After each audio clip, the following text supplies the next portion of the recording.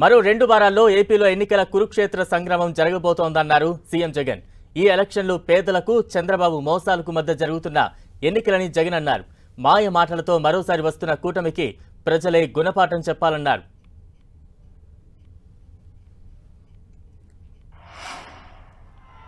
ఈ ఎన్నికలు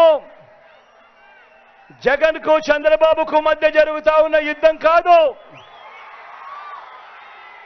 ఈ ఎన్నికలు పేదలకు చంద్రబాబు మోసాలకు మధ్య జరుగుతా ఉన్న యుద్ధం. ఈ ఎన్నికలు కేవలం ఎమ్మెల్యేలను కేవలం ఎంపీలను ఎన్నుకునేందుకు జరుగుతా ఉన్న యుద్ధం కాదిది. ఈ ఎన్నికలు వచ్చే 5 ఏళ్ల మీ ఇంటింటి అభివృద్ధిని, పేదవాడి భవిష్యత్తుని నిర్ణయించబోయేది ఈ ఎన్నికలు అన్నది ప్రతి ఒక్కరూ కూడా గుర్తుపెట్టుకోమని సవినయంగా మీ అందరితో కూడా కోరుతా ఉన్నా. ఈ ఎన్నికల్లో మీ జగన్కు మీరు ఓటు వేస్తే పథకాలన్నీ కూడా కొనసాగింపు, మరో 2 అడుగులు ముందుకు, ఇంటి ఇంట అభివృద్ధి. అదే పొరపాటున చంద్రబాబుకు ఓటు వేస్తే పథకాలన్నీ ముగింపు, మళ్ళీ మోసపోవటమే. ఇదే బాబు గత చరిత్ర చెప్తా ఉన్న సత్యం.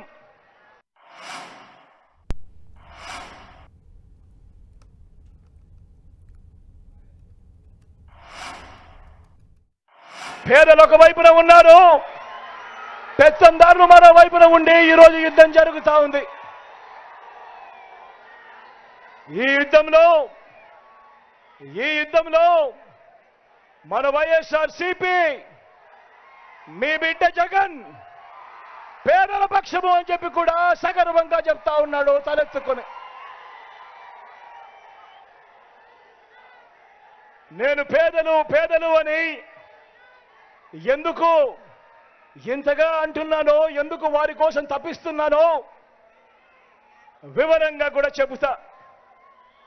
మన రాష్ట్రంలో తెల్ల రేషన్ కార్డులున్న కుటుంబాలు దాదాపుగా ఏకంగా 1,44,00,000 కుటుంబాలు. అంటే మన జనాభాలో 90% దాదాపుగా తెల్ల రేషన్ కార్డులు ఉన్న కుటుంబాలే. మరి నేను అడుగుతా ఉన్నాను,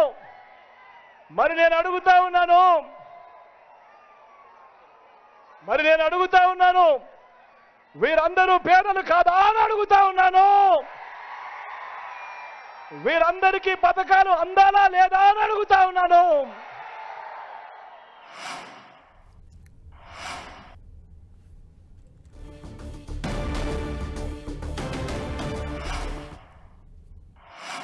ఈ పేదలందరికీ కూడా ఎవరు మేలు చేశాడు, ఎవరు నిజమైన నాయకుడు, ఎవరు లీడర్ అని చెప్పి కూడా ఈ సందర్భంగా అడుగుతా ఉన్నా.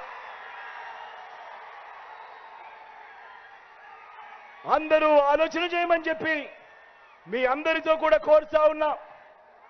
చరిత్రలో ఎన్నడూ జరగని విధంగా, గత చరిత్రలో ఎప్పుడూ చూడని విధంగా, ఈ రాష్ట్రంలో ఎప్పుడూ కూడా చూడని విధంగా పిల్లల చదువుల కోసం మీ జగనన్న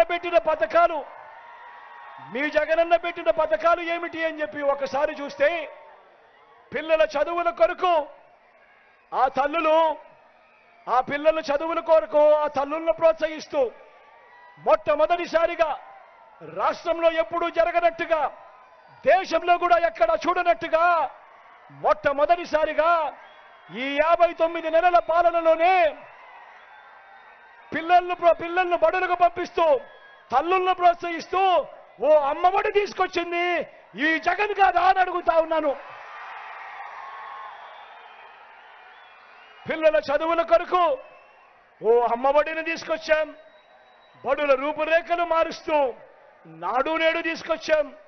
గవర్నమెంట్ బడులలో ఇవాళ ఇంగ్లీష్ మీడియం తీసుకొచ్చాం. పిల్లలకు గోరుముద్ద, పిల్లలకు విద్యా కానుక. 3వ తరగతి నుంచే ఈరోజు గవర్నమెంట్ బడులలో ఈరోజు టోఫుల్కు శిక్షణ. 3వ తరగతి నుంచే ఈరోజు సబ్జెక్ట్ టీచర్ కాన్సెప్ట్. మొట్టమొదటిసారిగా పెద్దలకి మాత్రమే అందుబాటులో ఉన్న బైజూస్ కంటెంట్ మన పేద పిల్లలకు అందుబాటులో. మొట్టమొదటిసారిగా 6వ తరగతి నుంచే ప్రతి క్లాస్ రూమ్లోనూ కూడా ఐఎఫ్పీలతో డిజిటల్ బోధన. మొట్టమొదటిసారిగా 8వ తరగతికి పిల్లలకు వచ్చేసరికి ఆ పిల్లల చేతుల్లో ట్యాబులు కనిపిస్తా ఉన్నాయి. మొట్టమొదటిసారిగా ఇంగ్లీష్ మీడియంతో మొదలు సిబిఎస్ఈ నుంచి ఐబీ దాకా ఈరోజు ప్రయాణం సాగుతా ఉంది. మొట్టమొదటిసారిగా పెద్ద చదువుల కోసం ఏ తల్లి ఏ తండ్రి ఇబ్బంది పడకూడదు అని, ఆ పిల్లలు గొప్పగా చదవాలి, గొప్పగా ఎదగాలి అని మొట్టమొదటిసారిగా ఆ పిల్లలు పెద్ద చదువులు చదువుతా ఉన్న పిల్లలకు పూర్తి ఫీజులు కడుతూ ఆ తల్లులకే ఇస్తా ఉన్నాము జగనన్న విద్యా దీవెన, జగనన్న వసతి దీవెన కింద.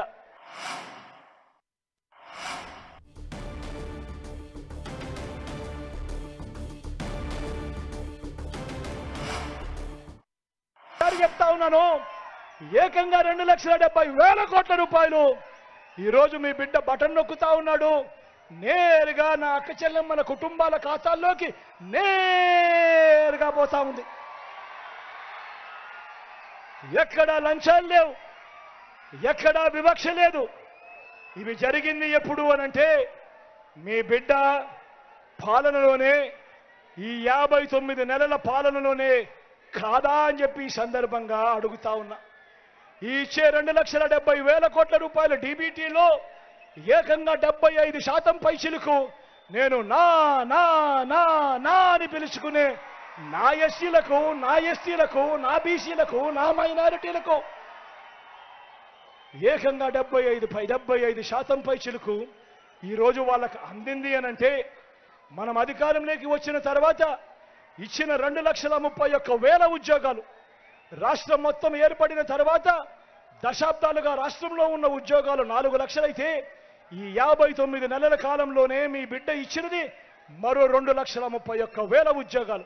ఈ 2,31,000 ఉద్యోగాలలో 80% పైచిలకు ఈరోజు నేను నా నా నా నా అని పిలుచుకునే ఈరోజు నా ఎస్సీలు, నా ఎస్టీలు, నా బీసీలు, నా మైనారిటీలు, నా చెల్లెమ్మలు, నా తమ్ముళ్ళే ఈరోజు కనిపిస్తా ఉన్నారు అనంటే సామాజిక న్యాయానికి ఇది అర్థం కాదా అని అడుగుతా ఉన్నా.